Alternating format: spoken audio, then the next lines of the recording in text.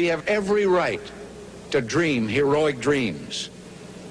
Those who say that we're in a time when there are no heroes, they just don't know where to look. My father left before I was born. I was basically brought up by my grandparents. Mark's family had always had a weight problem, particularly his mom. In her effort to control her weight, she had become addicted to prescription diet pills. I can remember seeing her in the hospital and having a lot of things happen to her from drugs and what drugs can do to you. When I was 18 years old, she finally died from a drug overdose.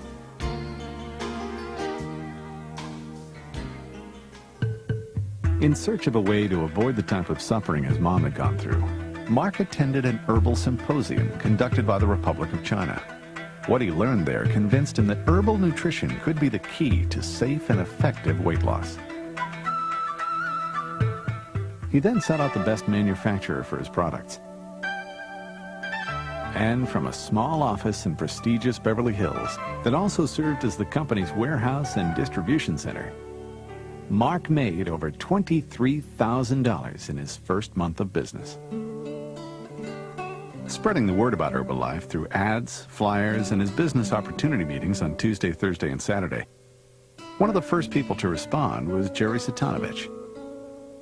This ad just popped out at me. It said, "Prisoner, are you tied to a desk? Do you hate punching a clock?"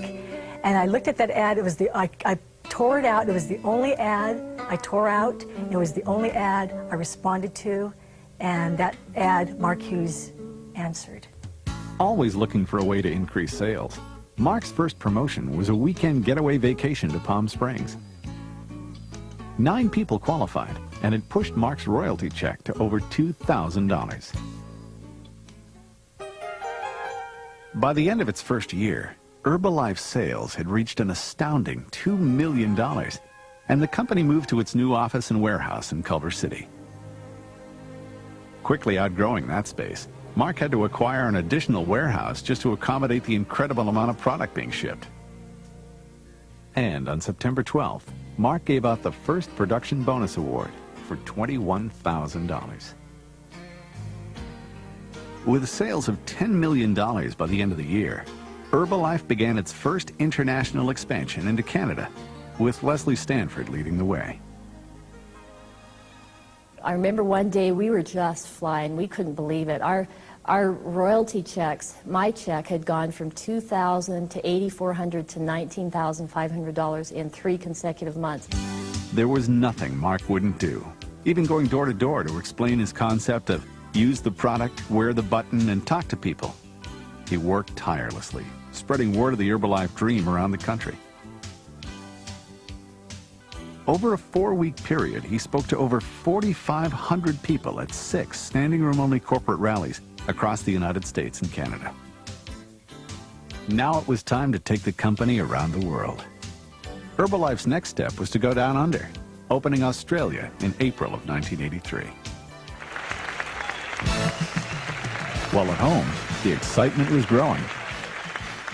It's taken us almost 3 years to get ourselves into this kind of position, but now hundreds of thousands of people know about our products, know about our company, and know what's going on. Well, Lori was the one that got me involved. You can tell she's pretty strong about this thing.